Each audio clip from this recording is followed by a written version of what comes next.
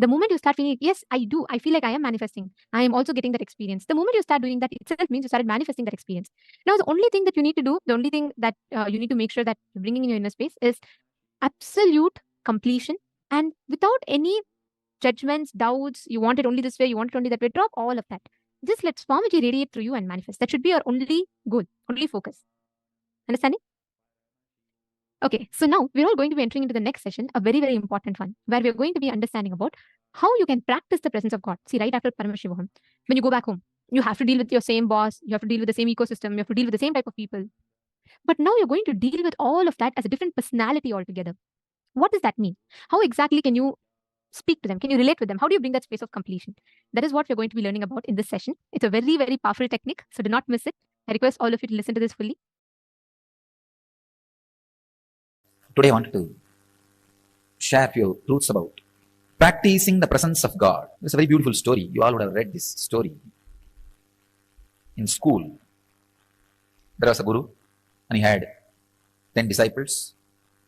There was one chief disciple, very brilliant and highly spiritual. So naturally Guru was giving attention to that disciple more. So the jealous started among other disciples.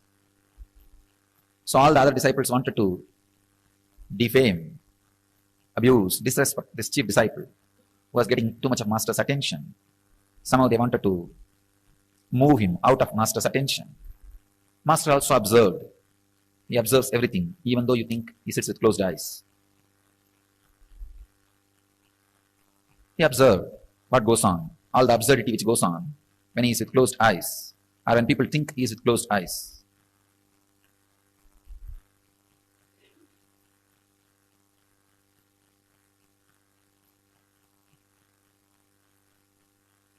One day he wanted to tell all the disciples why he is giving more importance to the chief disciple, the sincere disciple. So he called everybody, kept a small test, giving each one of them one banana and telling them, go and eat in a place where nobody sees you, where you are not observed by anybody. All the fellows ran here and there. One ran behind the kitchen, one ran behind the sarovar, one ran outside the gate, one was hiding in the temple godown. They all ate and came back, except this chief disciple. He came back with a banana without eating it. All the disciples asked, why? He did not find any place. He just kept quiet. Master asked, he did not find any place where nobody was observing you. The disciple says very beautifully, it's a very small story. All of you would have known. Master, I'm not able to find any place where God is not observing me, where God is not seeing me. I feel everywhere His presence. This story was known to all of you as a knowledge. Unfortunately, it did not become wisdom.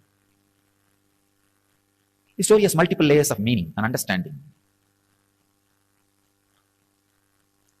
First thing, there is no shortcut for spirituality. There is no shortcut for enlightenment. There is no technique for enlightenment. Technique means shortcut. There is no shortcut. You have to iron out your 24 hours with a clear understanding of practicing the presence of God in your body, mind, actions, in everything. The clear, intense awareness has to be imbibed. Second thing, whatever you experience as God, when you experience me, some will have 30% fear and 30% love, 30% confused emotions. Some will have maybe 50% fear, 40% confused emotions. Some will have 100% fear. Some will have 100% love, no fear. Different ways you will be experiencing the Guru. Whatever you experience as Guru, that's what your experience as God. You know the experience. Whatever may be the experience you have about Guru, whether it is with fear or the attitude of master and disciple, or the attitude of father and son, or the attitude of mother and son, or the attitude of friend, or the attitude of beloved, practice 24 hours. Two things will happen. One, your action will fall into awareness. Second, that fear, whatever the lower experience you have about the master will extinct, will be burnt away. The percentage of fear you experience with me will be burnt away. The percentage of other emotions, except pure surrender you experience with me, will be burnt away. These two things is possible only by practicing intensely the presence of Guru, practicing the presence of the Master. When you sit in your office, think, this place is owned by Swamiji. How Swamiji will maintain this office? When you sit and talk to people, if Swamiji is here physically, how will I talk? When you do Guru Puja, when I am here physically, just remember, if he is sitting with open eyes, how I will do? Practicing the presence is the only way. Is the only way. Only way. Your arrogant egoistic logic can go on justifying, no, there's some other technique. Or you can go on postponing with it. That is what I call hypocritic loopholes. The air hole, air bubble in the copper wire will not allow the copper wire to be a conductor. Electricity will never flow. Same way, the hypocrisy between the relationship, when you practice my presence, the hypocrisy you handle, you have it, it's like air bubble, will not allow the Guru-disciple relationship to happen, will never, the presence will permeate, penetrate you. Practicing the presence with tremendous respect is the only way. That is the only way.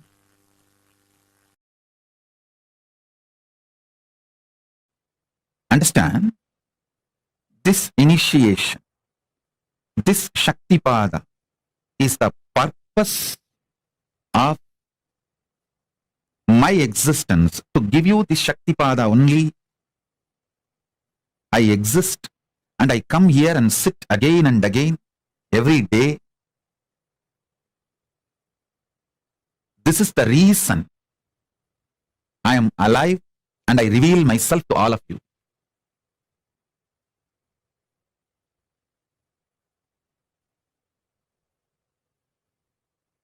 I sincerely bless all of you as living manifestation of Paramashiva, as Paramashiva. I bless you all and initiate all of you.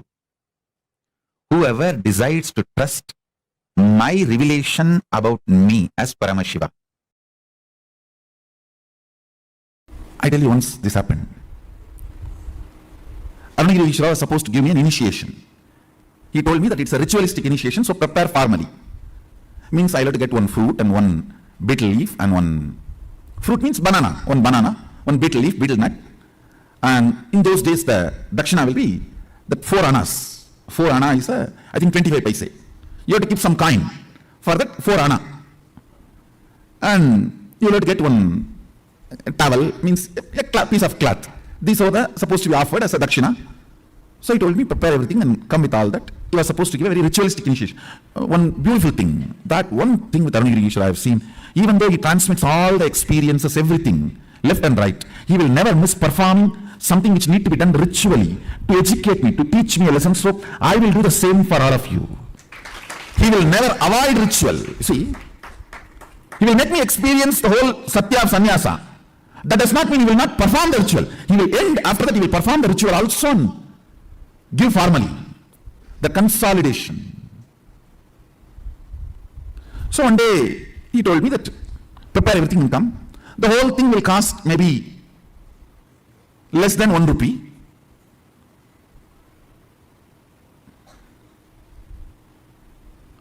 Because the towel, already I had one towel, means that Angavastram.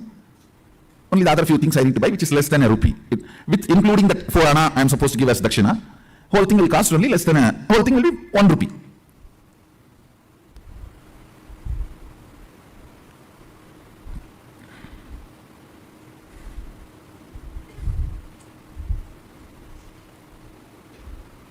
I went to my grandfather, he is the funder usually, for all my rituals and all the expenses. I went to him and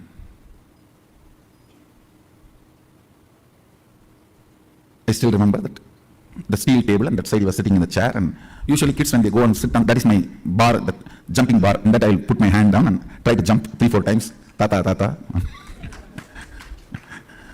to get his attention, and he will say, Enada, Swami Abhayavantya, means what Swami you have come. And then I said that like this I am going to have some puja and initiation, I want 1 rupee.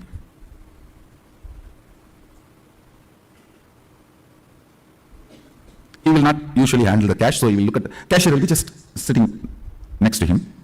He will look at him, and in the eyes itself they have a signal how much to give and all that. And by now I had already studied the signal. If he just shows through the eye, only what I ask will be given. If he shows with a little smile also, then little more than what I ask will be given. All the signal now I studied.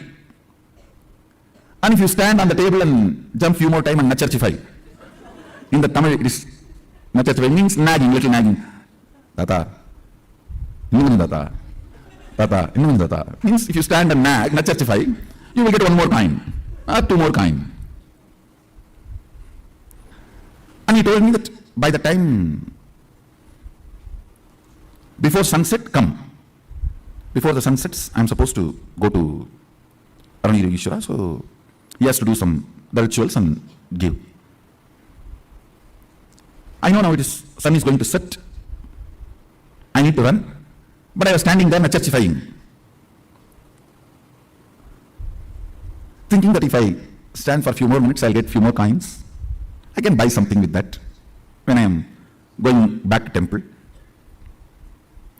And as usual, when he stood there and nacharchify, nag, he smiled at that cashier. That fellow, you Baba, I have not seen a person like this. He will count such a way almost that he will tear that note, or almost half of the weight of the coin will go away the way he rubs. His name was Shanmugam, my grandfather's partner. And he will count. Finally, he will put that coin. So because I was standing and nagging, I got a few more coins. I think 2-3 coins he gave. I took it and ran. By the time almost sunset has happened.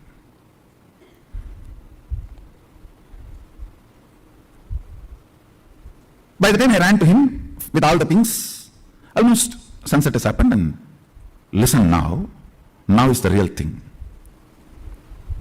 Whenever I go to Paramaśiva, first thing, a wide, broad smile, and he will stretch his leg for me to touch his feet. That's the way he will welcome me, receive me. He will stretch his leg with a wide smile. That is the way he will always receive. And I will run and touch his feet. That day, he did not stretch his feet. Smile was not, I will not say there was no smile, but I know it was a limited expression. And he did not stretch his leg. That's it. I know. Underlined, slight, but very strong message for me. Fortunately, I had such deep Guru Bhakti Sadashiva gave. Even the light warnings from Guru made me wake up from my blind spots and catch his feet, change my cognition. I should say, that's the biggest right thing, which is much more important than the initiation from Guru, which lifted me and made me experience oneness with him. It is your ability to see the slight warnings he gives and catch, change the cognition, saves you in life. Because many times he doesn't want to interfere with your freedom, with your will, with what you want to do in your life. It is the slight messages. It's a light underlines. Listen carefully. This underlines, light warnings, very subtle messages. If you can catch that and change your depth, you are saved. He did not stretch his leg. That is enough to shake me. I ran and just held his feet and said, Swami, manichirunga late ayiruchi. Tappu pannitane. Means forgive me. God delayed. I made a mistake. He said in Tamil very beautifully, இந்த சேவையை விட அதிக பணம் வேணும்ன்ற ஆசையினால தேவையில்லாமல் சரியான நேரத்தை இழக்கிற பரப்பா. He told me I am greedy for money. Panathasayada. It just shook me. Yes. Because for initiation, I'll try to repeat the whole conversation. See, for initiation, I need only 1 rupee. I don't need to be standing there and nagging my grandfather for a few more coins. Something which I thought I can buy, which can be a comfort, and after all, easy money coming, it's only few more minutes. That casualness, it was a slap, shock. I just woke up. Oh God. Just these few coins.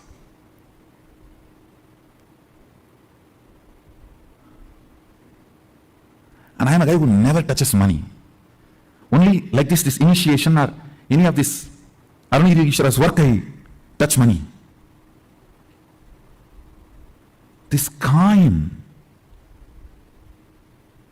And I remember, I collapsed completely inside. Fortunately, decided to choose the Guru, Arunidishwara, and dropped that remaining coins just in my hand at his feet. Over. Never ever. Even the casual greed. Over. Not even. Because it is coming effortlessly, why not? No. I should not even use the word greed. Even that casualness. If it is there, we can buy something.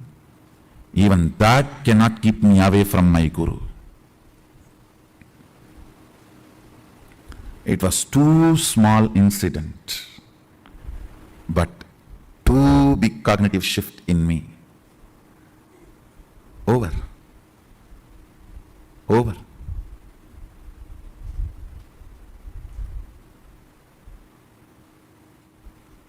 There are some messages which you cannot directly tell. If you directly tell, it will look like, oh, am I wrong? Is it wrong?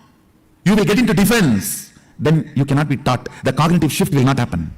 I can only underline. Even a casual desire for little money should not keep you away from Guru. I can only underline. I cannot directly give you. If I give this statement directly to you, you may get into defense. Then transformation becomes painful, difficult. Sometimes things need to be very subtly told. You need to catch it. You need to catch it.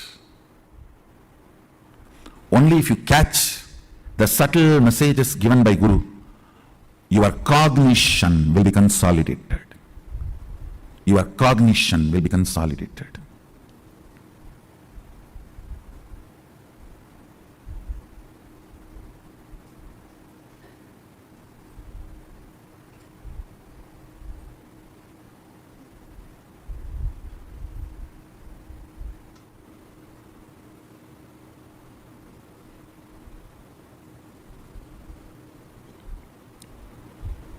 I'm just waiting, seeing whether for whom I'm giving this subtle message, are they catching it or playfully missing it?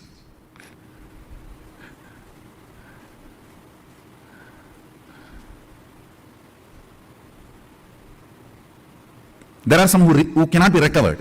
They are doomed. When I say the name, you are doomed. You can't be recovered. You are going to be drowning. So as an evidence, I am leaving this name. You are not going to save yourself. Only when you are not going to save yourself, I tell your name. If you are going to save yourself, I don't tell your name.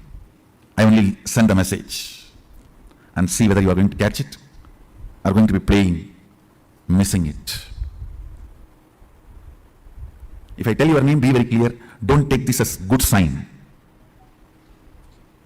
If I tell your name, don't think, oh, Swamiji told my name directly and advice.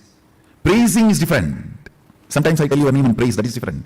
During the advice, if I tell your name, be very clear. I am leaving the evidence for the future to tell, even after Swamiji told he did not listen. If I don't tell your name, only leave the message, I have a hope you will catch the subtle message and consolidate, catch the blind spot even you are missing, which is inside you, and change your cognition. If I am telling your name, it means very clear. You are too arrogant. You are not going to change. I am telling your name so that the future, you will be the wrong example for the future to learn lesson from you.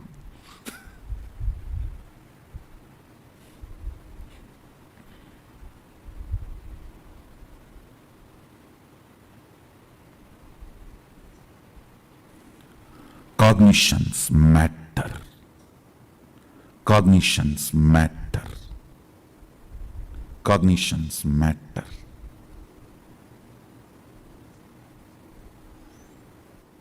Do you know the funny thing? Next, what happened when I collapsed at his feet, dropping the coins? I know at his feet, my whole cognition changed. I was completely new.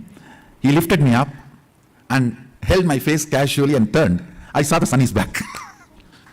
Sun was back. No sunset.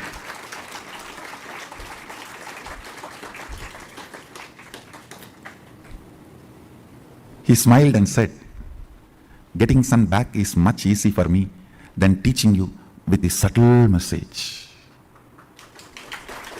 This was more difficult. The moment you become defensive with Guru, it is spiritual suicide. You are done. Nothing can be done after that. Sometimes if Guru tells directly, you get into defensive with Guru. Over. Bye. See you later when you are ready.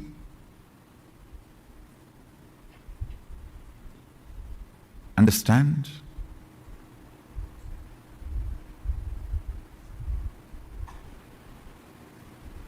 He said, making the sunset or getting it back is in my will. But you deciding to cognize my side or other side is your will. So I need to play here more subtly than there.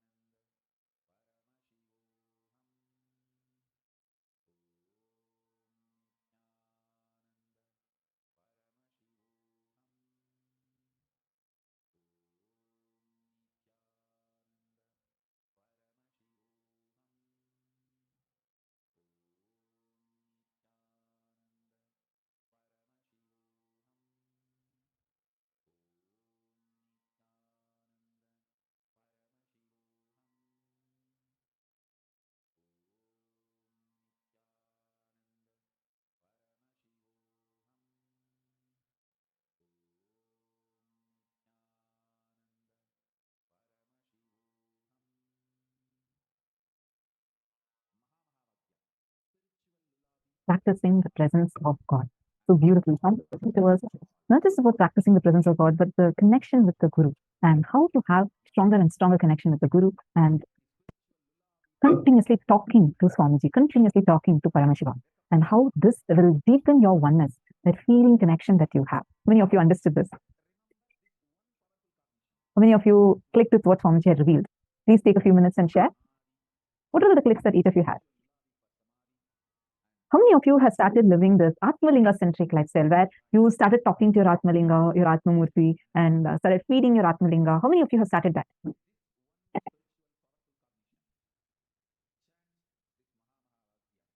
Wonderful.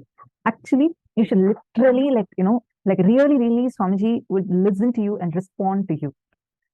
Like, one of my favorite things that, recently, I think last program, Swamiji had told on the 21st day, saying that start living an Atmalinga-centric lifestyle, and you can literally go talk anything you want to Atmalinga, right? So I was like, okay, I'm going to make it a little more stronger. So what I started doing is, I don't keep alarms at all to wake up in the morning. So I started telling Swamiji every day. I'll tell my Atmalinga, okay, Swamiji, right now I'm going to sleep now at this time. So tomorrow morning, sharp at this particular time, you should wake me up. And sometimes I'll say, you only should ensure that I don't think I'm going to be doing yoga, able to do yoga tomorrow. So you only somehow ensure and make me do yoga. Really, I'm seeing every day till now without fail, every day, exactly at that time that I'll tell. I have a clock, not to keep alarm. I don't keep alarm. I have a clock, a small clock, in which I started checking the time exactly like if somebody's waking me up exactly at that time. And every day without a minute missing. Sometimes I'll say, by 45, I need to wake up. So it's Swamiji's without missing a minute. The time I ask, that's the time. Every day it's like Swamiji's waking me up. And not just that, it's like a very easy thing. Like anything that I want, if I'm just talking to Swamiji, just go to, I have a small photo of Swamiji and then the Atmalinga, right? So I keep talking so much. And many times I'll feel like, okay, see, this is not happening properly. Now something, I need a strong push to make this happen. And then exactly the very next, I'll be very sure it'll happen because I know it, Swamiji will do it, and that's exactly what happens. Anything and everything, always, you understand, really try it. Don't do this thing of telepathy. See, Swamiji knows us much more than what we know. Only when you actually speak it out, you don't need to talk such that other people hear. You need to talk such that you hear. Your voice, you should be able to hear. And just talk to Swamiji. And really, if you can just talk, tell whatever happened, and don't feel shy. Come on, he knows us way more than we know ourselves.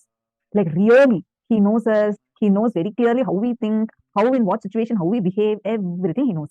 What all patterns we have. Despite knowing us, we probably think we know about ourselves, maximum only in this world. He is seeing us for birth together. Do you think he does not know you? He knows you much, much more than what you think you know about you. And despite of knowing everything about you, he still loves you.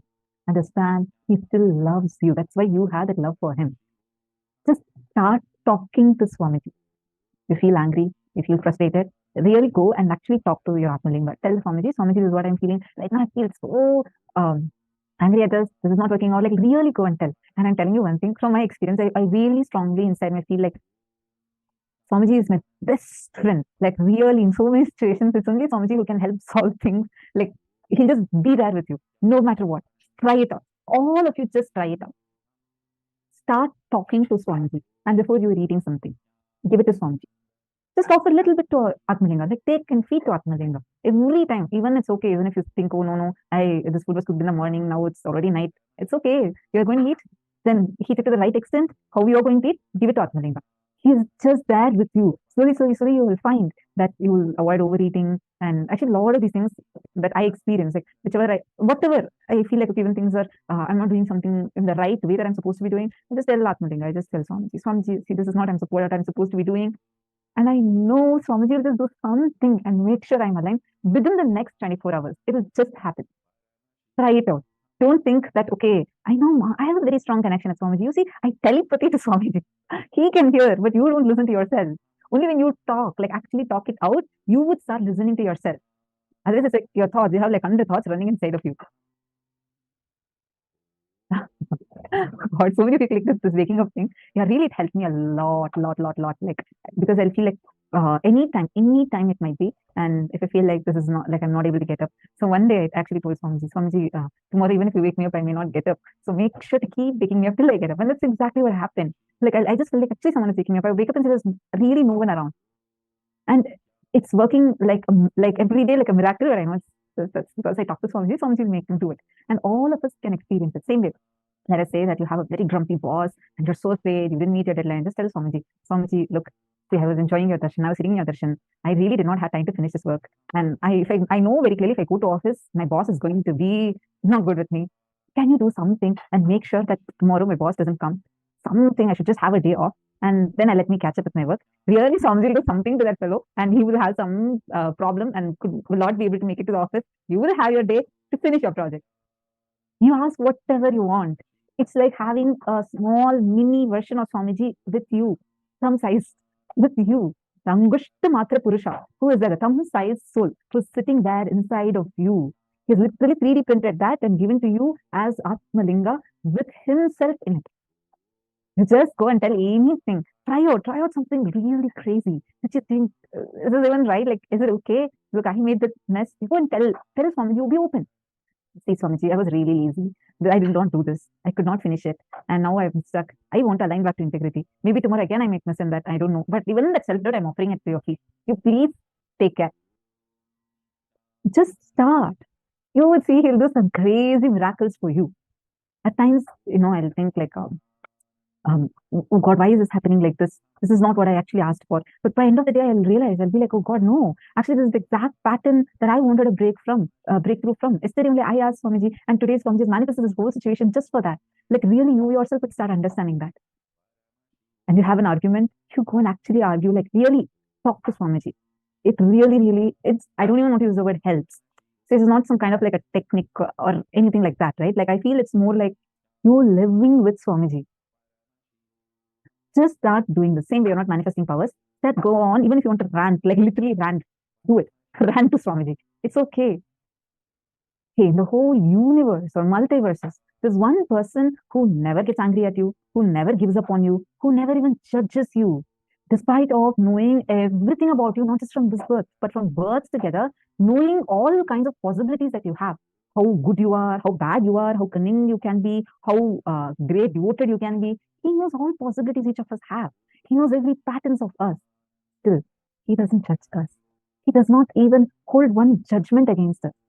Just goes on showering us with his love, being there with us. Even when he is being ferocious with you, he still loves you.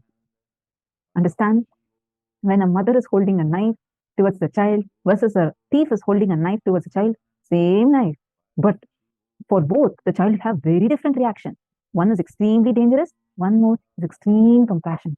No matter how much the mother may threaten, the child knows very clearly she will not do anything. She loves me. Like that. However ferocious you might find the situation to be, you will see the love of Swamiji behind it. You will just know he is there with you. Okay, I'm having another question. What to do when this does not happen? What do we need to change or update? Talk to Swamiji. Ask Swamiji that question. Ask your Atmamurti. Go ask your Atmalinga. Swamiji, I asked you this yesterday. This did not happen. What do you think I should be changing? You ask. He will respond to you. Really, he will respond to you. And they can challenge this because I know for sure this is the truth. Really, Swamiji would respond to you. And you'll even start hearing his response. All right. So what are the clicks that each of you had?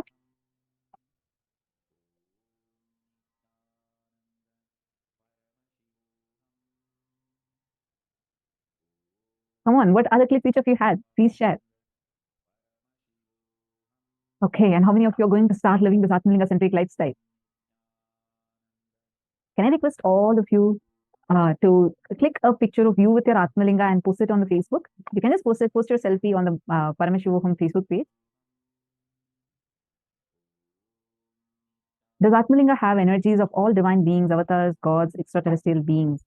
Okay, Ma Sonia Rao, first thing, in Hinduism we don't call them as extraterrestrial beings. They are beings who are existing in various planes, but not with the kind of loaded meaning this word extraterrestrial beings or aliens have. Second, Atmalinga has, this is Atmalinga, and you see the linga itself, this whole linga, this is the form of Paramashiva, and on that you would see a carving, the carving of Sri Yantra. the carving that you're able to see of the Sri Yantra is Devi, Parashakti. And on the topmost is a bindu. You see a dot on the topmost. I'm not sure if you're able to see. There's a topmost, you will see a dot. And the dot is bindu. And this is the representation of Guru. So here it is. The linga has, the Atmalinga has Paramashiva, Parashakti, Guru. And for us, all three are embodied in one form as our Swamiji. So you're directly connecting to Swamiji through this. So this is an embodiment of all these three energies. You're understanding now? Great. So any other questions any of you have? Feel free to ask. And any time, and one more thing, I'd seen these questions earlier. Some women are asking, like whether even during your monthly cycle times, you can talk to your Atmalinga. Yes. Atmalinga, during our monthly cycle time, we don't put our consciousness away. You don't put your soul away, right? You have your soul with you, because it's you. So it's your Atmalinga, literally directly connected to your Atma, your being, your soul.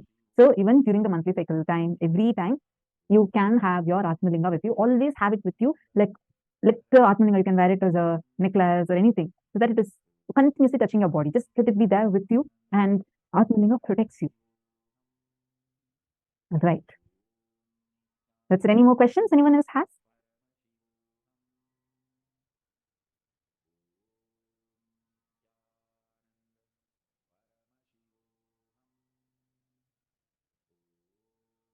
Nithya Krishna Priyan, a very beautiful question. Which language should we speak to Swamiji in? Like, what is a language, right?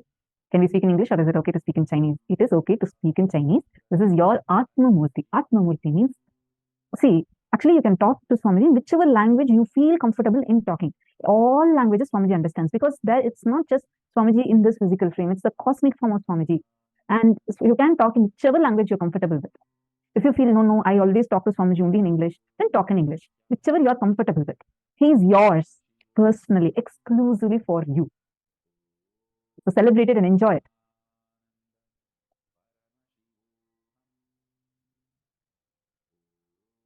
How to get an Atmalinga? You need to contact your local temple, and immediately they'll be able to provide you with Atmalinga. Great. Now, holding on to this, shall we all move to the power manifestation? Okay, in this round, we are going to be doing a quick round of consciousness over matter power. And here you're going to be manifesting the power where you're going to move a deity in the silicon surface. All of you can basically keep your Atmalinga itself and move your Atmalinga on a silicon device. Just keep your tablet, your phone, all the devices are made of silicon. So you can keep that and start manifesting. Through your will, just hold on to your will, look through your third eye, and you can just request Swamiji, Swamiji, can you come this, like roll and come this side, come towards me. Really, the Atmalinga would start rolling. Very fastly start manifesting, so you all can start now. Paramashivoham Om Nithyananda Paramashivoham Om Nithyananda Paramashivoham Om Nithyananda Paramashivoham Om Nithyananda Paramashivoham Om Nithyananda Paramashivoham Om Nithyananda Paramashivoham Om Nithyananda Paramashivoham Om Nithyananda Paramashivoham Om Nithyananda Paramashivoham Om Nithyananda Paramashivoham Om Nithyananda Paramashivoham Om Nithyananda Paramashivoham Om Nithyananda Paramashivoham Om Nithyananda Paramashivoham Om Nithyananda Paramashivoham Om Nithyananda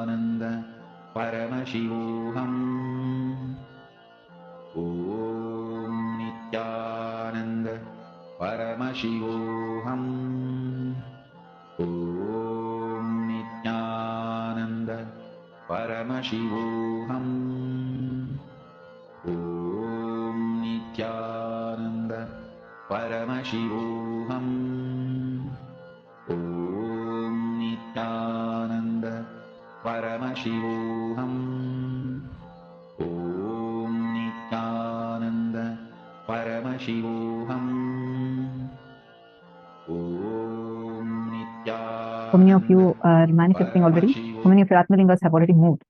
See, listen, if your Atmalinga is not moving yet, you should talk to Swamiji. You should tell Swamiji, move. You should tell Hugo and Daniel.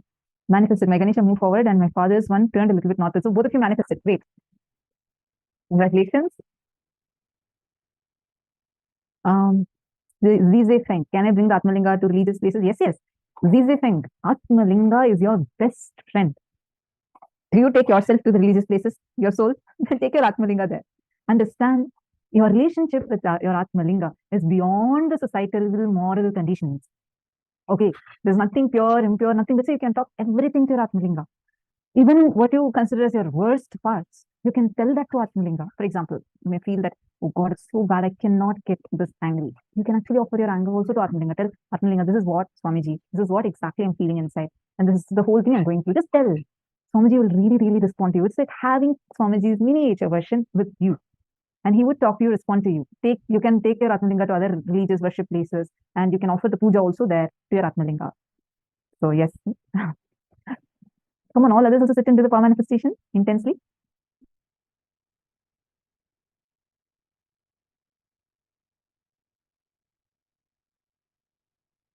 This Atmalinga shouldn't be touched by others. Dhaniyar, Bhaktiyar. Sorry, I'm just seeing, I think this chat got closed. I just saw your chat, all these messages. Yes. Sorry, I mean, there's nothing like that. There's no restriction as such, but this is your Atmalinga. You keep it with you, and it'll work only for you. Someone else can't take your Atmalinga and do healing to others, okay? Only you can do it. It's exclusively, just see it like this. Swamiji exclusively for you. And he'll only listen to whatever you say. He'll not listen to what others say. He'll only listen to what you say, and it can be with you continuously, talk to it, and just relate with him. Do seva to him. Now, see, puja is more a ritual. Don't make it a ritual. Make it like your lifestyle. Every day you go eat your favorite food, offer it to Swamiji. Just tell eat, how is it tasting? Ask Swamiji. Like really ask. Like it should not be just okay. Naivedyam nivedayami. That's one that you do during puja time. Apart from that, when you are sitting with your Atmalinga, you're going to eat, tell Swamiji, so this is the fresh food I made, and I want to just offer this to you. How is it tasting? Do you like it? Ask. Talk to your Atmalinga. Danyar Bhatir is laughing. Yes, you can just relate with your Atmalinga more and more. At the time of puja, beautiful can be applied on Atmalinga. Sorry, I think you missed a word. Yes, you can offer anything you want. That's what I'm saying. You can offer clothes to your Atmalinga, you can offer chandan, you can offer kumkum, and you like your favorite perfume that you're putting, take a little bit and put it on your Atmalinga. You can actually dress up your Atmalinga. You can do alankar for your Atmalinga. He is literally your Swamiji version with you. Many people tie turbans and have their own, make a small simhasan for Swamiji and keep Atmalinga on that. So, a different question. What should I do with the Subramanya yantra we made? I used turmeric to make it. What should I do with it? Use it in puja, cooking, or something else. Use it only for power manifestation, and even that will also help with healing. Like for example, like you are sick or something, take it and apply this aushadha every day. Ritualistically apply that aushadha in 3 places: here, here, and here. The 2 temples and the 3rd eye. It will help in 3rd eye awakening. Do it every day. Okay, Pankaj Kankaraya.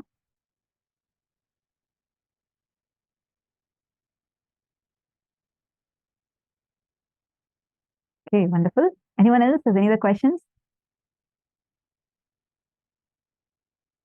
Sorry if we are attending to your questions a little later, like 10 rooms, so I'm just trying to catch up with all the rooms.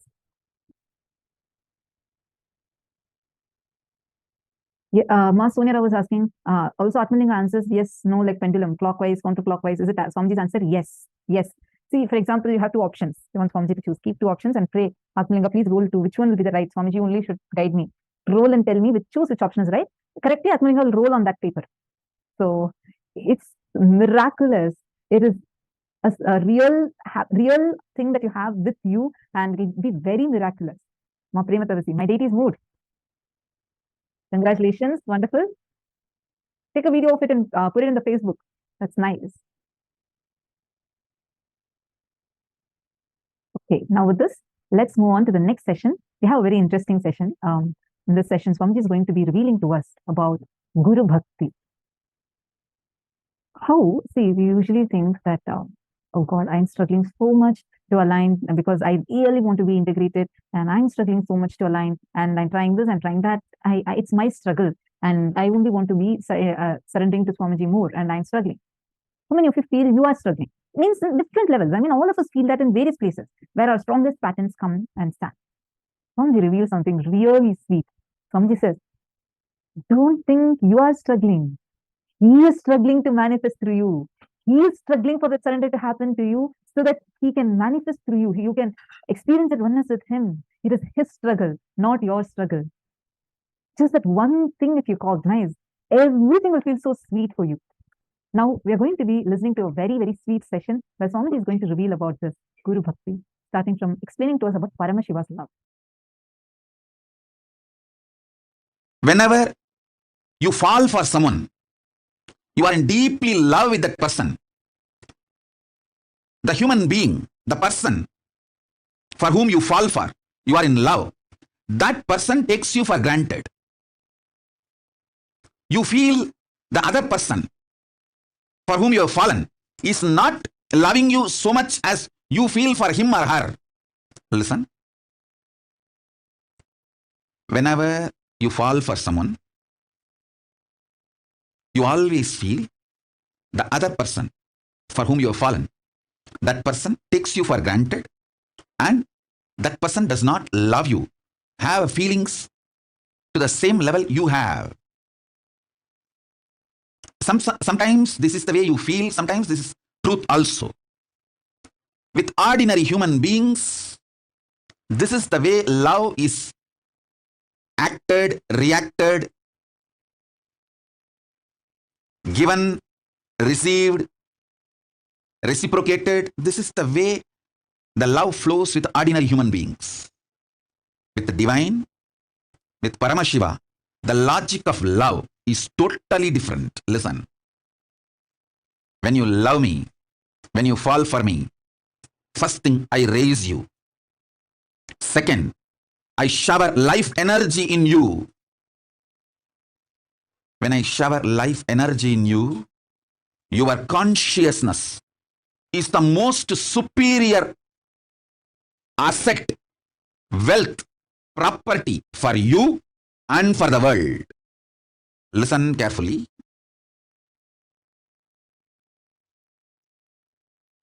I'll tell you one small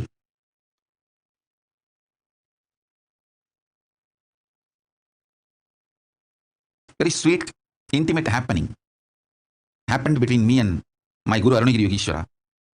I carried food for him one day and he was eating. Few food parts fell from his mouth with his saliva by mistake when he was eating with the hand. I just took that. He thought I'm cleaning it up and I may throw it away, but I did not throw it away. I just put it in my mouth. Prasada. The Guru Uchishtam. Guru Prasada. He smiled at me.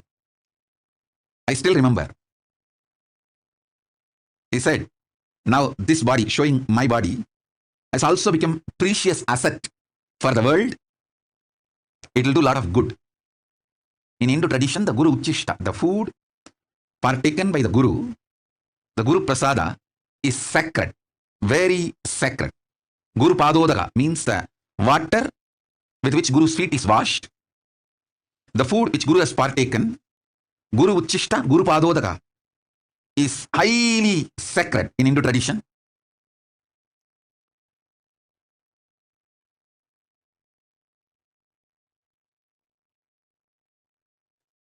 He said, just that little Uchishta, which I took, the power of that, he said that is very biomemory, bioenergy is passed on and that will start flowering in this body now. This body also is a precious asset for the world because of what it is manifesting. Listen sincerely, intensely. when he loved me, he made me sacred.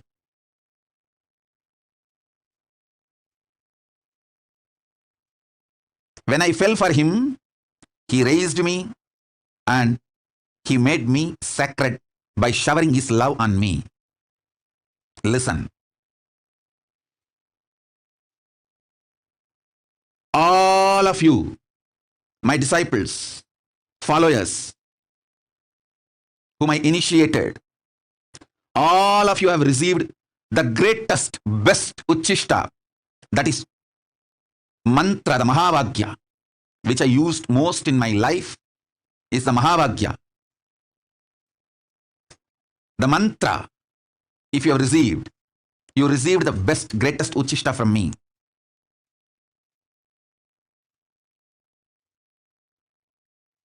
You are now sacred. Your consciousness is needed for this world. Each of you meditating, living Veda Agamic lifestyle, living enlightenment not only helps you, it helps the world to sail through this pandemic, this pralaya.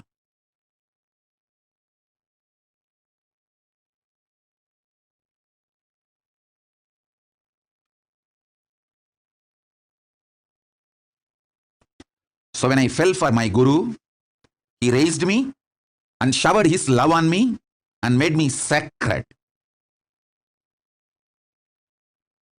He did not take me for granted. Same way, I want to tell each one of you, I don't take you for granted. When you fell for me, I shower my love on you, and I don't take you for granted.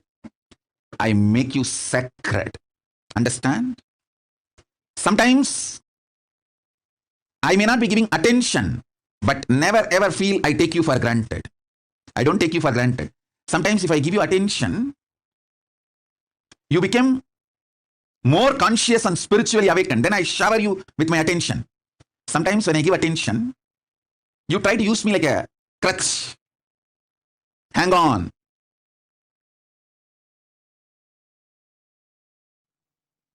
Paramashiva's message directly from Kailasa. Listen. Reality of the existence manifests as consciousness in you, as Paramashiva in Brahmanda, in macrocosm. In the macrocosmic level, the reality of existence is Paramashiva. In the microcosmic level, the reality of existence is consciousness.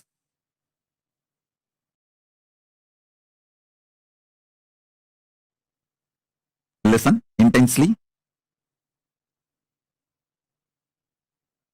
The fifth force, consciousness. Just by understanding the fifth force, consciousness, the initiation can happen in you. Understand? There are some things, once you learn, there's no question of forgetting or going back to the state of ignorance. For example, swimming. Once you learn swimming and start swimming, even 25 years you did not swim, but by mistake, accidentally you fall into the water, simply your body will start swimming. So there is no question of going back to ignorance. When some of the knowledge gets into your biomemory, same way cycling. Once you learn cycling and did it successfully, even 25 years you did not touch the cycle, doesn't mean you will forget it. Simply when you get the cycle again, you will start cycling. There are many great possibilities and powers. Once it gets into your biomemory, there's no going back to the pre-knowledge period, the ignorance period. Some knowledge makes a permanent awakening, alteration in you. This knowledge about consciousness, the fifth force, will make permanent transformation. change in you. There is no going back to the space of ignorance or pre-knowledge zone. Once you receive this knowledge, there is no going back to pre-knowledge time or ignorance period. Listen. Greatest that can happen to human being is this conscious reality becoming the existence, part of your existence. Listen. This conscious reality can be part of your existence if you have a direct feeling connection, Guru Bhakti. It can just like a jumping of the flame, transmission of the lamp. Hey, Paramashiva is real. Over. You just know. Swamiji said it. Paramashiva is real. Paramashiva is real.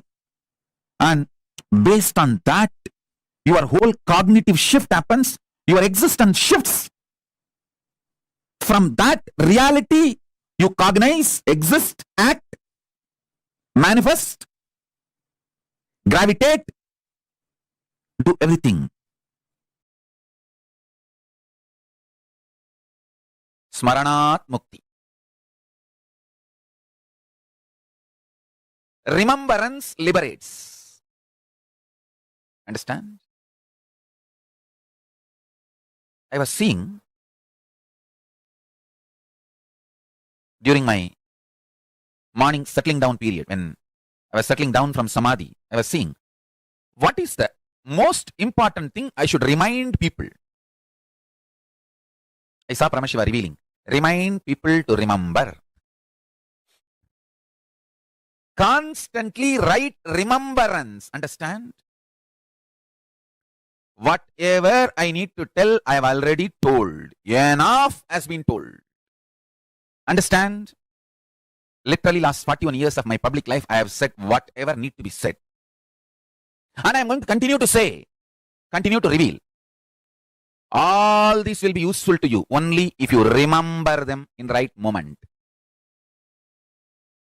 So essence of whatever I said, saying, going to say is remember the right powerful cognition in right moment.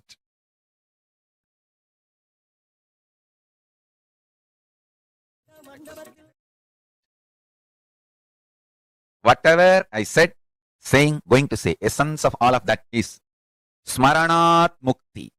Right remembrance liberates.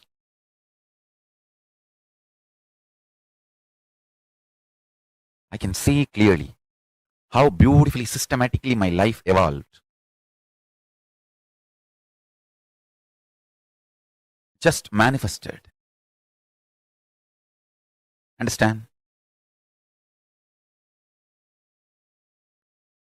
When you remember the right powerful cognitions in right time, immediately liberation. Anything does not liberate is not right remembrance. Anywhere the right remembrance happens, immediate liberation.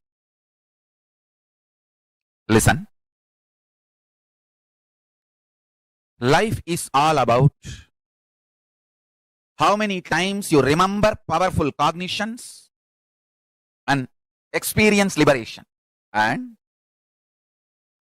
how many people you help to remember powerful cognition and manifest enlightenment. That's all. That's all. Understand? The more and more people you support to get powerful cognitions, the more and more you will manifest powerful cognitions. Paramashiva says, when you make one person have Sivadiksha, whatever japa he does, the punya he gets and the same punya you also get. It's an ultimate cosmic blessing you can get for yourself and for the world. Now,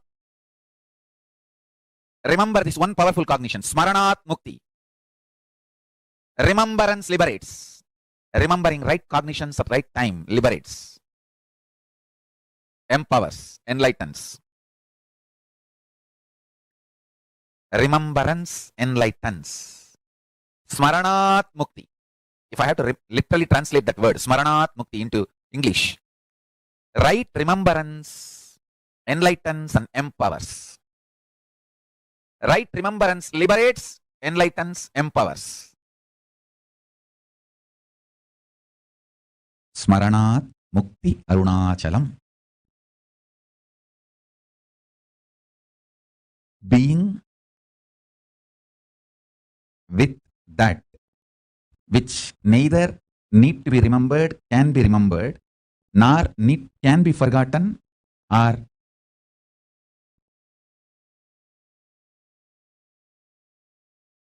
forcibly no need to remember it. Anyway, you can't forget it. Being in that space is Arunachala Smaranam. Now I'll initiate all of you whatever I received from my Guru Parampara. I'll transmit that to all of you. Listen. Brahma Aksharam. Mahā Aksharam. It means just the 3 dot in Tamil letter. 3 dot. It's called means just put your throat on your upper palate. Lock the throat into the upper palate.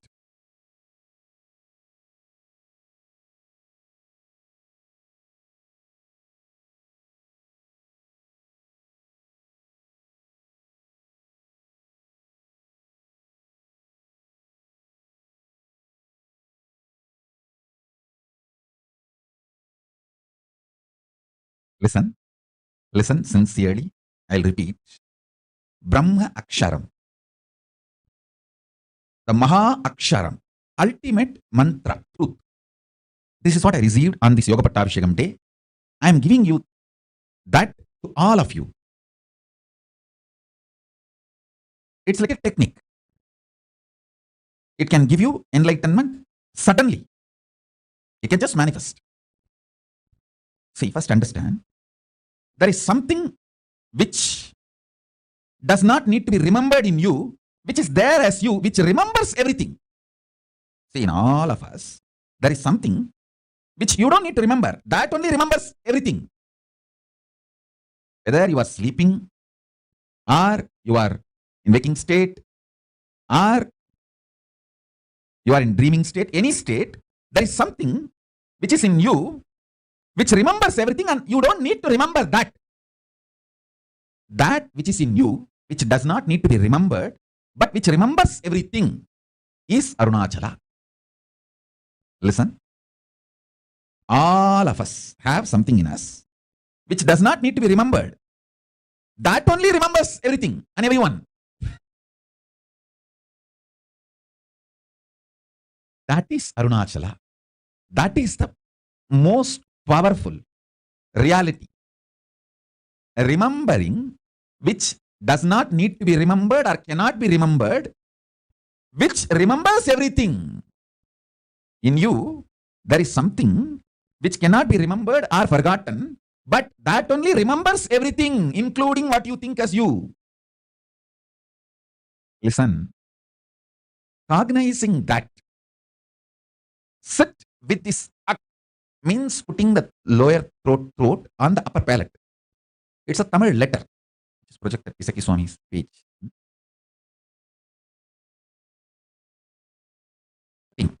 Listen, I am projecting the page where my Guru has written in his own hand the Isaki Swamigal. Of course, he left the body before this day. He initiated much earlier. Even though Kuppamal did the Yoga Pattabhishekam on this day, there was the initiation was done much earlier. But this was the initiation. Listen. Remember in you, which does not need to be remembered, which is there forever in you, which remembers everything. In you, there is something which you don't need to remember, you can't forget, which remembers everything. Listen to these 3 qualities. In you, there is something which can't be forgotten, which does not need to be remembered. It is there all the time. That only remembers everything in you. This 3 quality is what the 3 dot. The 3 dot is these 3 qualities. This is the Brahma Akshara. Mahā Akshara. Remember these three quality. There is something in me which does not need to be remembered, which is there all the time, which cannot be forgotten, which is there all the time. Whether I am sleeping or deep sleep or dream, it is there. That's why when I wake up, I just know I slept well. So even through the sleep, that is there alive. And that only remembers everything. This 3 point is the Brahma Akshara. This 3 point is the Brahma Mantra. Brahma Akshara, Mahā Akshara. Just cognize this and sit with the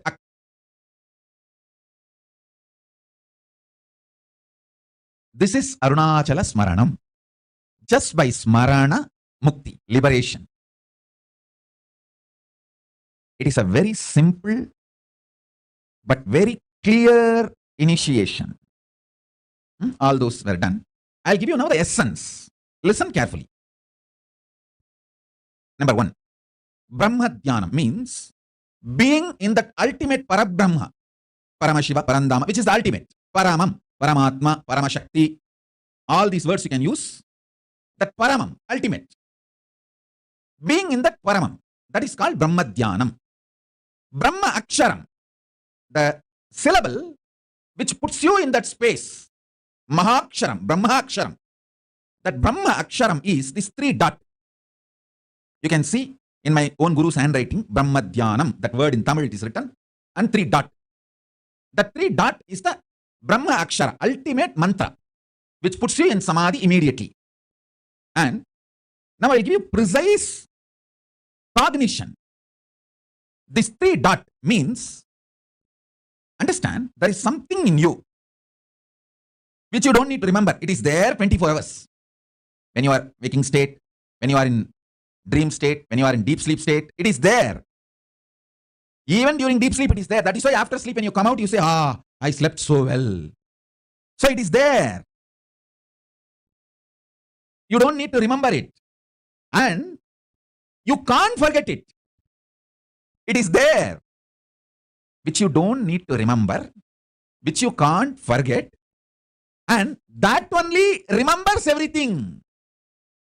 These 3 qualities put together, there is something in you. That is Arunachala.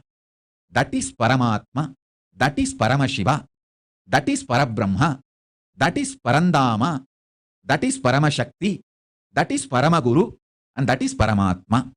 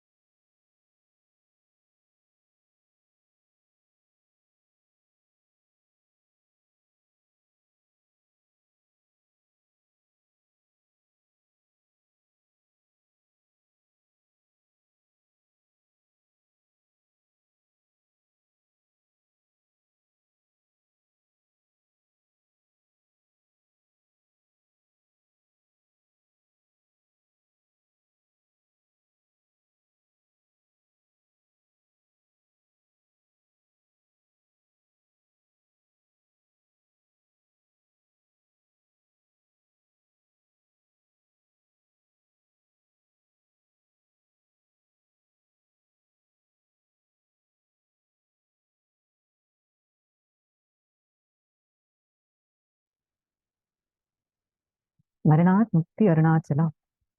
So beautifully Swamiji explained to us, and also Swamiji explained to us about having that Guru Bhakti. Understand, Guru Bhakti is parallel universe synergy trigger from Paramashiva to you. You cannot have your Guru Bhakti or feeling connection by doing something on your own.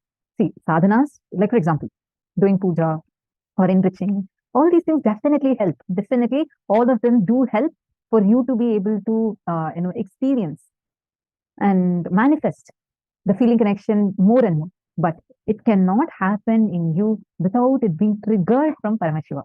Actually, whoever here sitting right now, you feel that you have a deep feeling connection, like you feel like so beautifully. The moment Swamiji, like you remember Swamiji, the whole being is just flooded with that sweet love.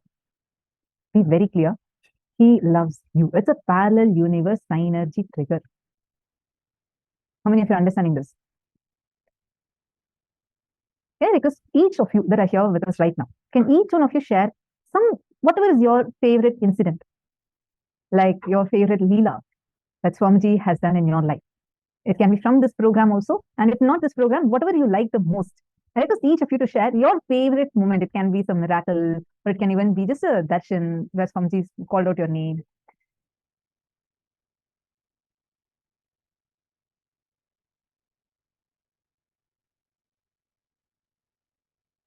Come on, take a few minutes. I request all of you to please take a quick few minutes.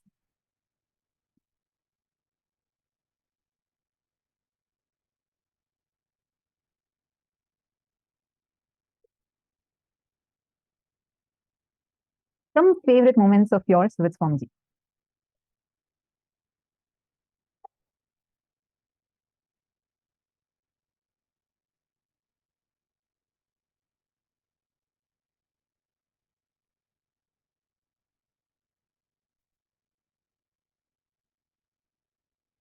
Are all of you typing? Can I request all of you to please type and share?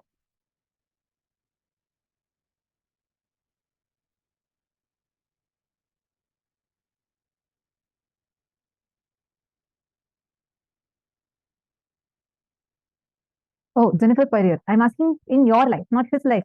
See, there are many Leelas that Swamiji has done which you really love. But there are some miracles, the way he has manifested for you. It can even be the first time. See, understand. Earlier I used to think, oh, no, I don't have any such big miracle. People have visions and all that. I never had that. But then when I started, we had this in Gurukul. Initially, we'll have the segment where every day during our dinner time, we'll have this Parabhakti sharing. Each kid will have some amazing experiences. I was completely new to Gurukul, completely new to Swamiji. Like I did not know Swamiji. I didn't know anything. And everyone would be having so many miraculous incidents with Swamiji, experiences with Swamiji. There's this one kid who, Swamiji just put the kid on his lap. So he got to sit on Swamiji's lap. One small fellow boy, he got to sit on Swamiji's lap. And then Swamiji had blessed him saying he will no more have body pain at all. And that's what happened.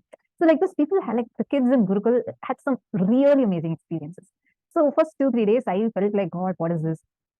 I don't have any such great experience. I don't have any such big miracles happen to me. I never had any such sweet moment with Swamiji, or I don't have any, like people, some kids had some great vision. There was one kid, he saw under the banyan tree, he actually saw Munishwara walking.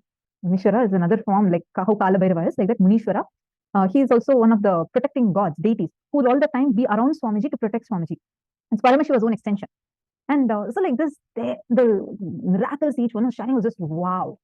So I was there thinking, like, what is this? I don't have anything like that. It's been like 2-3 days since I came to Gurukul, and all of them are sharing extraordinary things. One more kid had Kalavira's footprint on his head. So what not, right? So then I was like, oh, I don't have all these things. Then one of the kids told, why are you even thinking like that? Never judge your experiences. Each one has a unique connection. And why don't you just share how you got connected to Swamiji? I was like, that's a good question, because I felt like I really have a story of how I joined Gurukul, but I never knew how I got connected to Swamiji. It was not a conscious thing. It just happened. And when I started sharing the experience of what I had, and I started cherishing it inside, I understood, oh my God, even in my life, Swamiji has manifested so many miracles because I'm just not seeing it. I don't even cognize it inside. It's just so powerful. So each of you take a few minutes and please share. Okay. Some of you share. Yes, Ma, there are a few. In this 21 days, I was never caught up with my husband, especially during darshan. I will choose to be in one room where he can't get out. Also, I will pray to Swamiji that he only should help me to attend the whole darshan without any disturbance. Either he would step away during that time, or he would be busy on something else, which would be very surprising for me. One miracle happened. Okay, Ma Nithyananda Jnana Yogini has posted. One miracle happened when I got my Atmalinga. Swamiji appeared in my dream that day. Wow, very nice. And Ma Ganapati has shared, Swamiji manifested yesterday first payment for me, and took away my SHT, and I love darshan and he blessed me. Wow. That's so sweet. So Swamiji had manifested your SJP payment for you. That's wonderful. Ma Parameshwari, how did you receive your Atmalinga? The way how I received my Atmalinga, it was so magical. Share more. Ma America. So in April 2015, he asked me come right away to Vidati. Okay, come on, obviously type more and share. I spent 4 years there and 3 with him. Wow. That is so sweet. Yes, I remember seeing you. See, actually, for you, so many instances would be there, right? Like literally, where Swamiji knows you. That itself, I used to be like earlier in 2015 and all, we seldom used to get to talk to Swamiji and all. And then I used to see Swamiji will call out your name sometimes in satsang and like talk to you, tell you things. I'd be like, oh my God, that man is so lucky. Swamiji knows her by her name and knows that she does translation.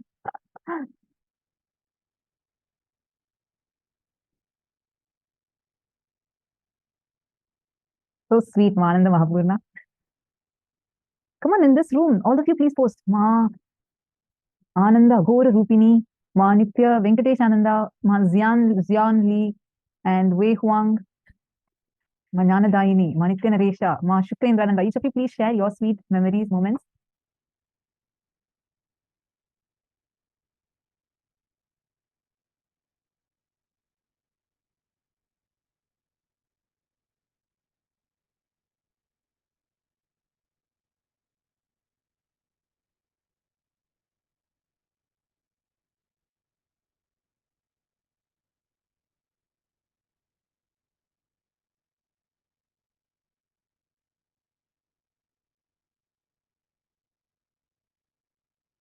Okay, here in male body side also, I'm going to see what are the experiences each of you have shared.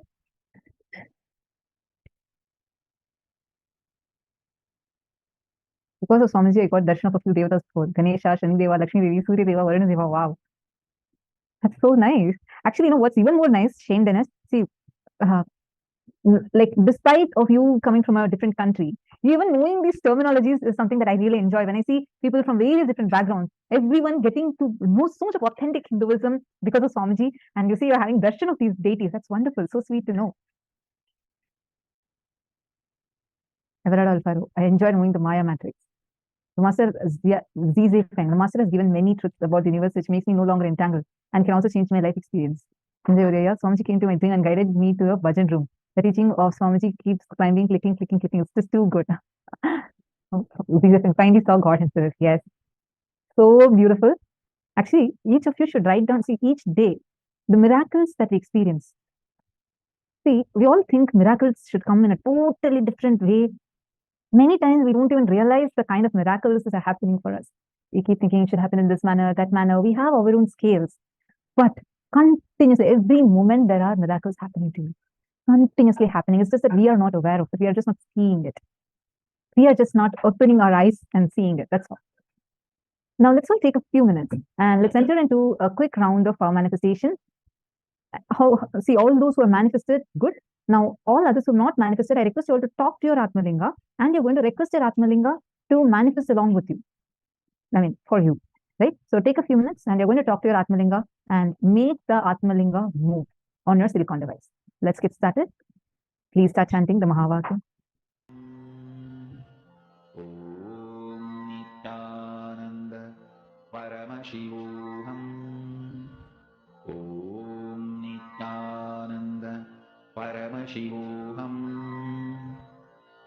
Om Nithyananda Paramashivoham. Om Nithyananda Paramashivoham.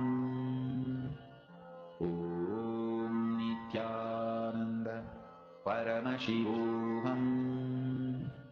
Om Nithyananda Paramashivoham. Om Nithyananda Paramashivoham. Om Nithyananda Paramashivoham. Om Nithyananda Paramashivoham. Om Nithyananda Paramashivoham. Om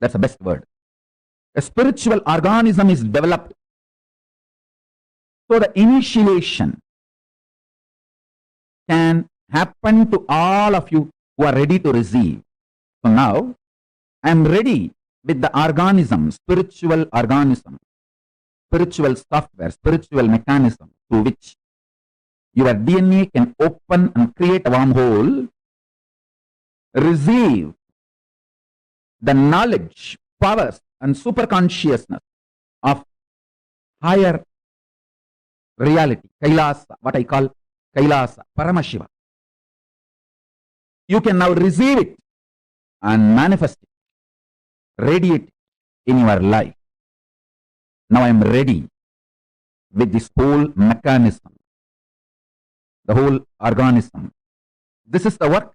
It was happening through this body. Understand? Now, this is the greatest gift for the humanity. It is ready. In a very simple, easy, user-friendly way. Now, this is going to be shared with you all by the grace of Ganapati, Paramashiva, Parashakti, and all the beings of Kailasa. Mahā KAILΑSA is manifesting here. The whole organism has happened in such a way, just by initiation, the human DNA can open up, create a wormhole, and receive the state of Paramashiva, space of Paramashiva, powers of Paramashiva, being of Paramashiva, superconsciousness of Paramashiva, and manifest Kailasa in every one of you, in every one of us. Listen, your DNA will become literally now portal for the other plane, higher dimension. The superconscious space I call as Kailasa. Constantly, something was happening in this body to better and better and better the whole initiation mechanism, organism. Understand? Bettering the words of expression is the job of a teacher. Bettering the science of initiation is the job of the Guru. Bettering the organism of opening your DNA and making you manifest everything of Kailasa is the job of Paramashiva, and he is doing his job absolutely, beautifully, rightly, in bestest possible way.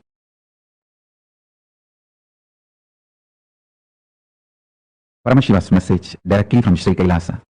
Listen. The fundamental cognitions are the principles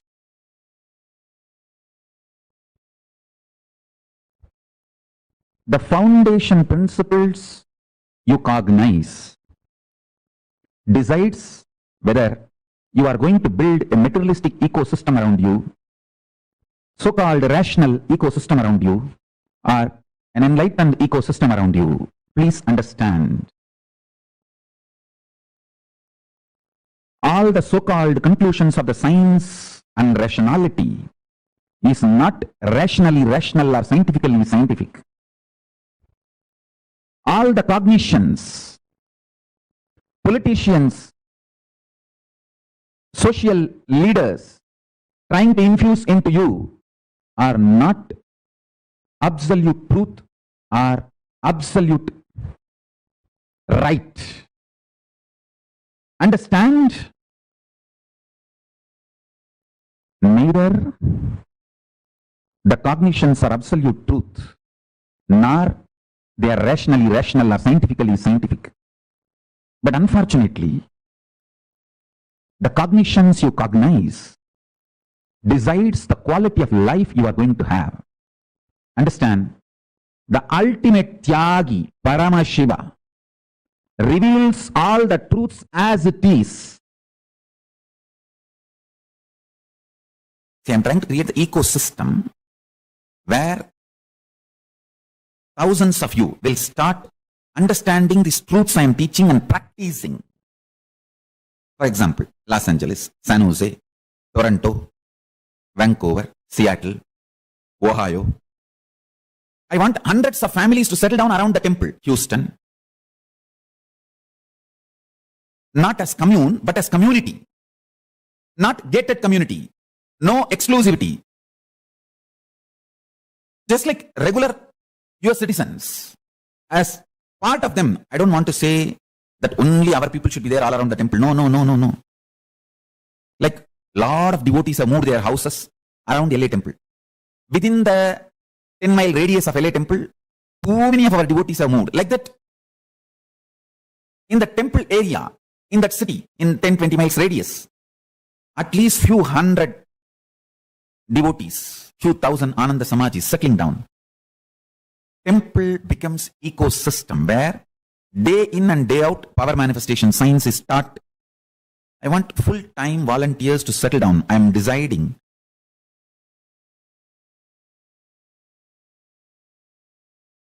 Want to give this spiritual instruction.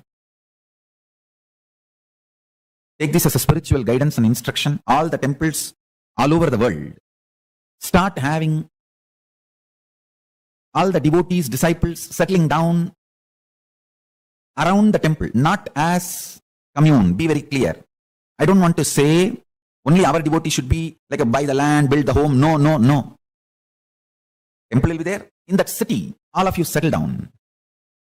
Take this one thing as a fundamental. Every day come to temple, attend the satsang. Coming to temple once and attending the satsang should be the lifestyle. Settle down in that distance. Understand? Attending satsang from your home is different. Coming to the local temple and attending the satsang is 1,000 times greater. Because whatever is said and done, the energy radiated by deities, the linga. See, in your home, only Guru will be there. If you come to temple, Guru, Linga, Sangha, all three will be there. So nothing like having Guru, Linga, Sangha, all the three. So temple awakens a kind of a powerfulness and intensity and depth.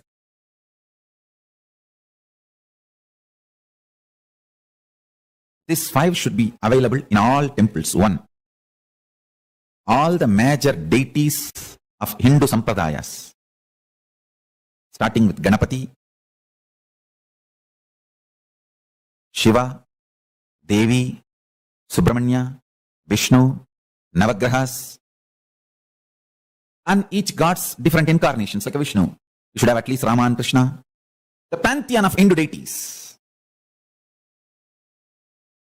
Understand? And I am making this very clear. All my temple, the deities should be worshipped, maintained by devotees. Understand? You touching the deity, maintaining, cooking food, offering Naivedyam, doing Abhishekam, something happens to you inside. Paramashiva starts manifesting inside you. I am not saying our ancient tradition of having the priests and the temple is wrong. No. I am absolutely for it.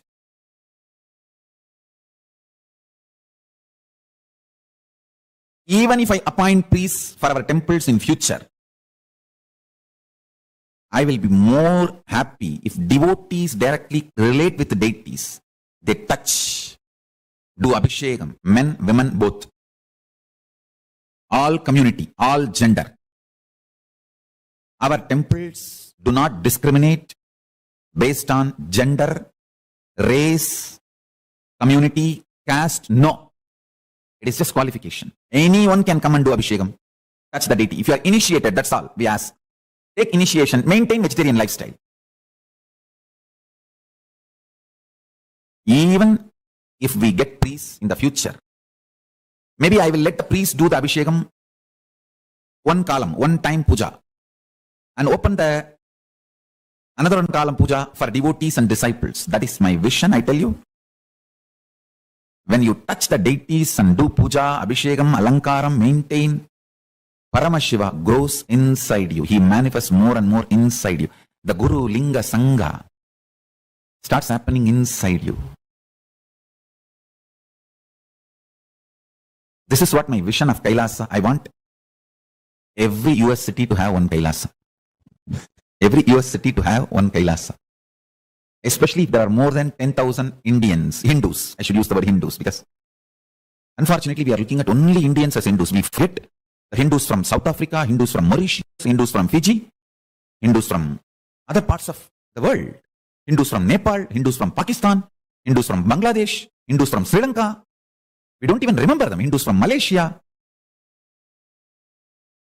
So our temple should be Hindus-centric, not Indian-centric, Hindu-centric.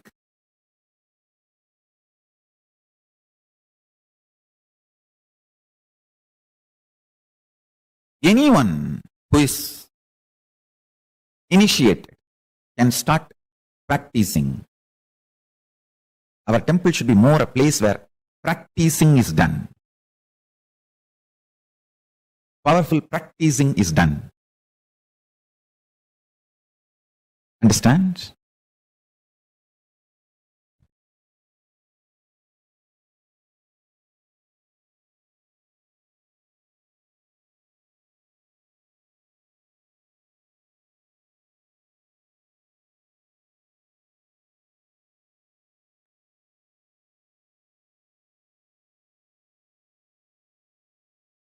Large number of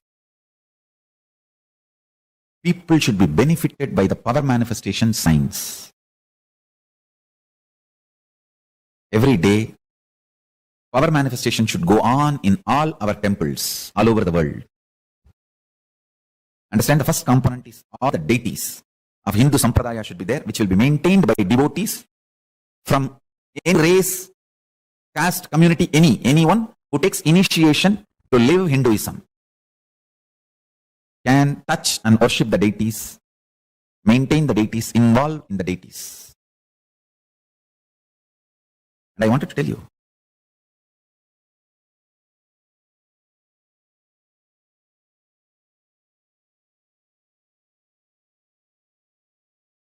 especially the deities we make are given birth properly as per Agama. So they become Archavatara. We are masters in this field.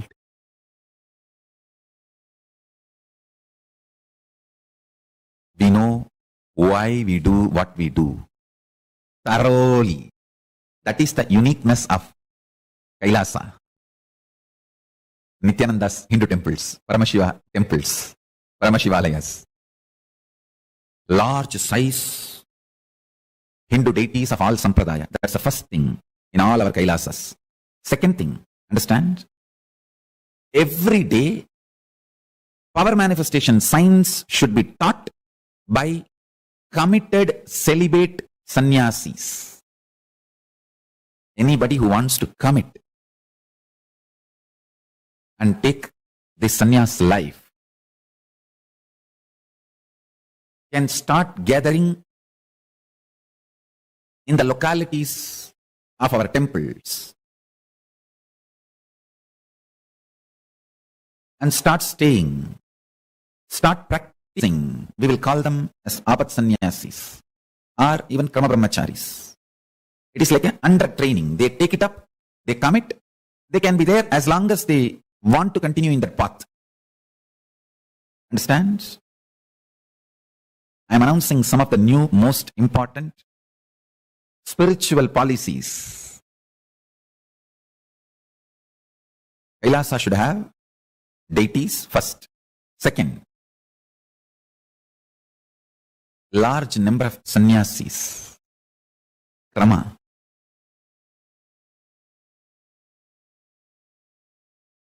Krama brahmacharis who want to take up this lifestyle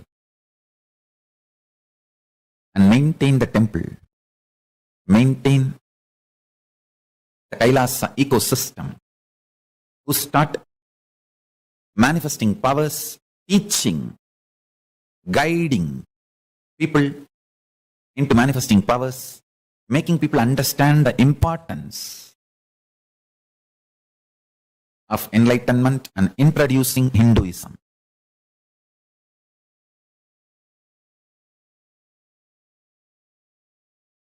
Understand? the whole ecosystem necessary for this,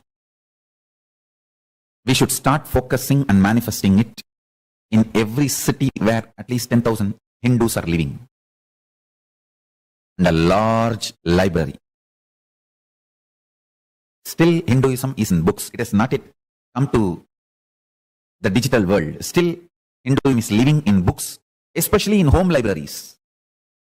Still, we have not left the habit of reading books and learning Hinduism. So, as long as that reading books and learning Hinduism is there for Hindus, we should keep a huge library. Digitizing we will continue to do, but the huge library, physical library, is required. Library with the ambience maintained by the Bansan and Noble. How they have a very happy ambience for people to hang out, read. You can sip a cup of coffee and hang out with your friends. That kind of an ambience, library. And if possible, a large Goshala and Annalaya. Actually, all of them are interconnected. Temple, Adinam, where the sannyasis start living and teaching, growing together. And Goshala and Annalaya, where the organically cows are maintained, food is grown and shared freely. Never in our temples food can be sold. No. It should be absolute free. Large level of Goshala and Annalaya.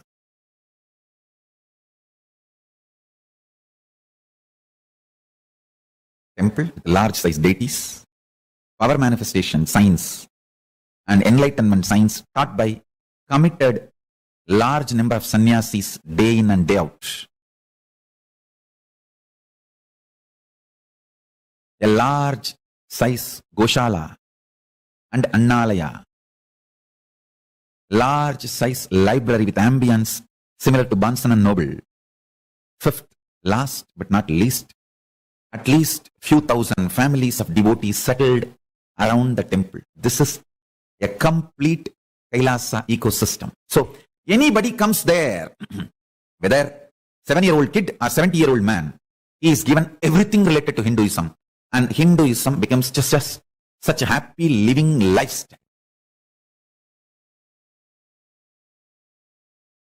It's literally like I am reproducing whatever I was visualizing and manifesting in multiple places of our Sangha.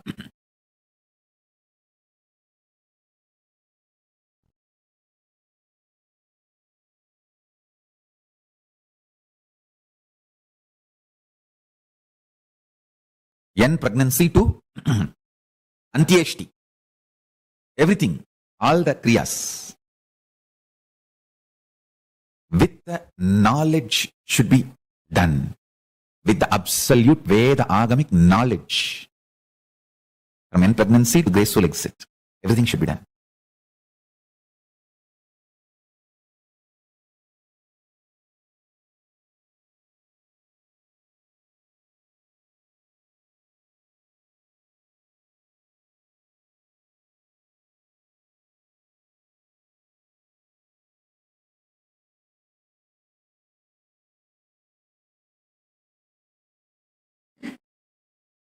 These ecosystems all over the world will keep this whole enlightenment science alive.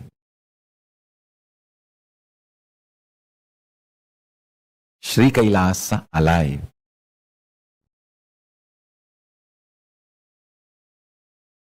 Everywhere, the local temples, ashrams, adinams, universities, goshalas, should start expanding and start adopting the best practices of Sanatana Hindu Dharma.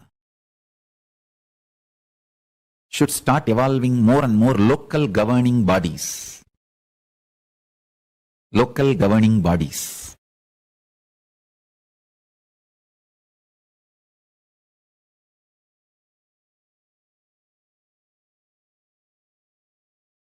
Understand, end of the day, life is all about making the world a better place.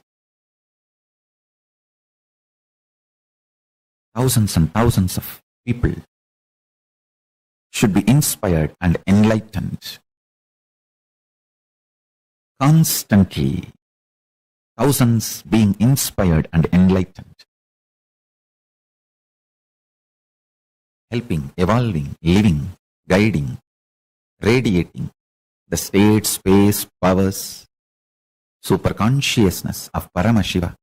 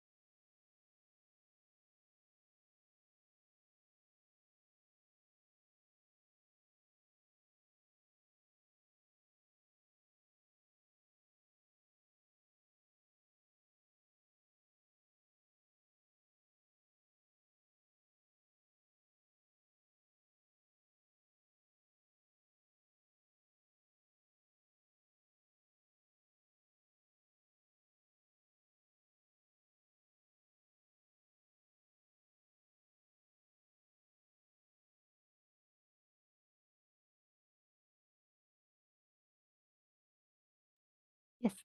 Swamiji revealed one of the most beautiful, important truths for all of us to understand.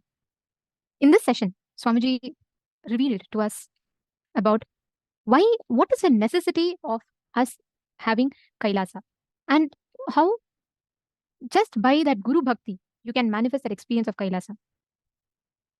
See, please understand, the moment you manifest the space inside you, Kailasa manifests outside you. Every one of you that are here, that are sitting here with us, Kailasa is literally like the one of the best ways that we can be part of reviving all these sciences from Hinduism and making it accessible to the world. Like Swamiji said, when Swamiji was just 3, right, Swamiji started this revival. And so many years of relentless hard work today stands as the foundation of Kailasa, the founding pillar of Kailasa. So today we're going to be having a very, very beautiful session where we will be showing you all, taking you all through the different aspects of how you can be part of Kailasa, like the different projects through which you can be a part of Kailasa. Now, just one thing I want to tell you all. See, please understand. The moment you manifest the inner space as Kailasa, outside you, Kailasa will manifest. There is a very, very beautiful story, okay? This is the story of a very great Nayanmar. And he used to, his name is Pusalar Nayanar, okay? So Pusalar Nayanar was a very great devotee of Paramashiva. It so happened at that time, there was a great king who was building a grand temple for Paramashiva, who was having like a huge, big, beautiful temple for Paramashiva.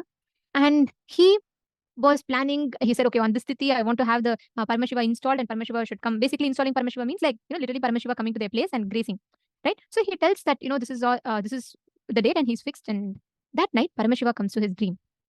And he tells, look, I know you've built a big temple for me, but there is another person who's also built a temple for me. So I have to go to his temple opening. So can you postpone your temple opening date? This king is shocked. He is saying, what? How is this possible?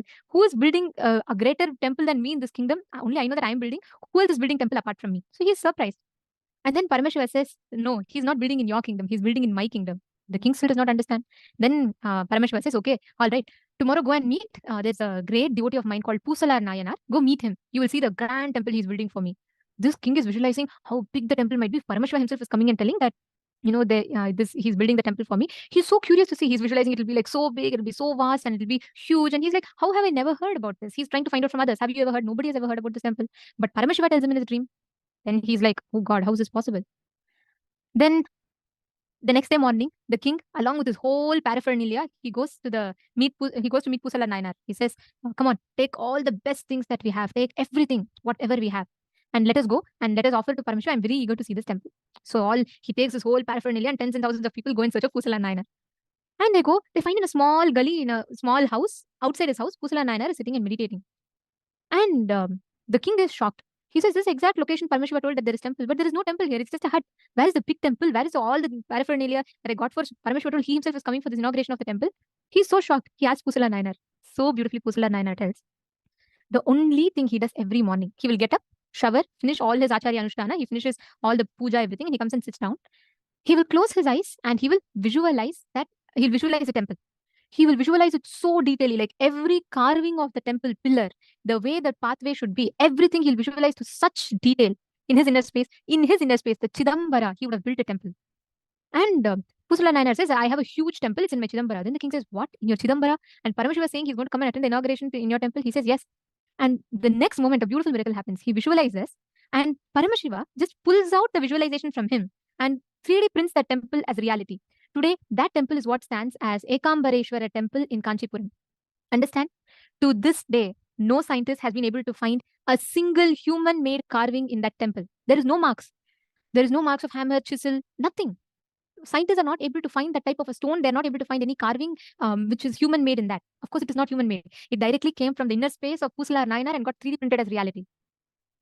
That is why Swamiji tells, when you manifest Kailasa inside you, you manifest Kailasa outside you. When you create Kailasa inside, you create Kailasa outside. That is a simple reality in life, that's all. The moment you create that inner space inside of you powerfully, same thing happens outside. That is why Swamiji is saying, even if there are 10,000 power manifesting sannyasis, we will immediately manifest the whole Kailasa as a reality. It will just simply happen. There will be no wars, no conflicts. The whole world will be living the space of Kailasa of Paramashiva. The power of your inner space is such. What you visualize, what you create as reality inside you, you will manifest that only as reality outside of you. You're all understanding?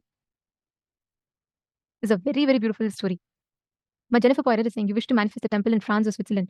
Surely it will happen, Ma, if you just create that space inside you. See, Swamiji said, right, the 5 pillars of every Kailasa around the world. Swamiji has given the vision. If we just sit in that space inside, you will manifest that reality outside. Ma Sonia was asking which temple. This is a very famous temple, Ma, Kanchipuram temple. Just Google about it. It's one of the most beautiful temples of Paramashiva, which is 3D printed temple from Pusala Nayanar's inner space. See, that is why power manifestation is important. Understand, the moment you are sitting in that with the inner space inside of you, consciously training you to visualize and manifest something, you are manifesting that as reality. That is why power manifestation. Actually, all of you sit now, visualize in your inner space as if you are manifesting and making your Atmalinga stand. Visualize in your inner space. You will see clearly how that exact same thing will manifest outside.